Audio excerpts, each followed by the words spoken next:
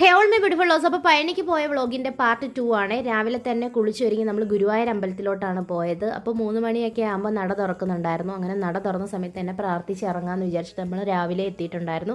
അങ്ങനെ നട തുറന്നതിന് ശേഷം നമ്മൾ പ്രാർത്ഥിച്ച് പായസമൊക്കെ വാങ്ങിച്ച് ഇറങ്ങിയിട്ടുണ്ടായിരുന്നേ. നെയ് പായസമാണ് വാങ്ങിച്ചത്, കാരണം പാൽപ്പായസം നമുക്ക് ആ ഒരു ടൈമിൽ കിട്ടത്തില്ലായിരുന്നു.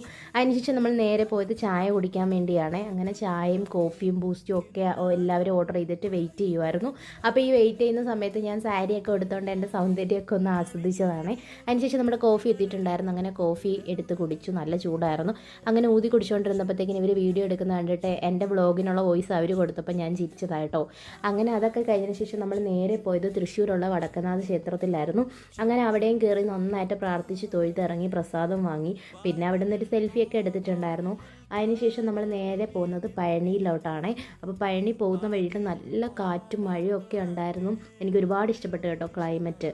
അപ്പം ബാക്കി വിശേഷങ്ങൾ അടുത്ത പാട്ടിൽ പറയാം. അപ്പോൾ ഈ വീഡിയോ ഇഷ്ടപ്പെടുവാണെങ്കിൽ ലൈക്ക് ചെയ്യുക, ഷെയർ ചെയ്യുക, സപ്പോർട്ട് ചെയ്യുക, സബ്സ്ക്രൈബ് ചെയ്യുക. താങ്ക്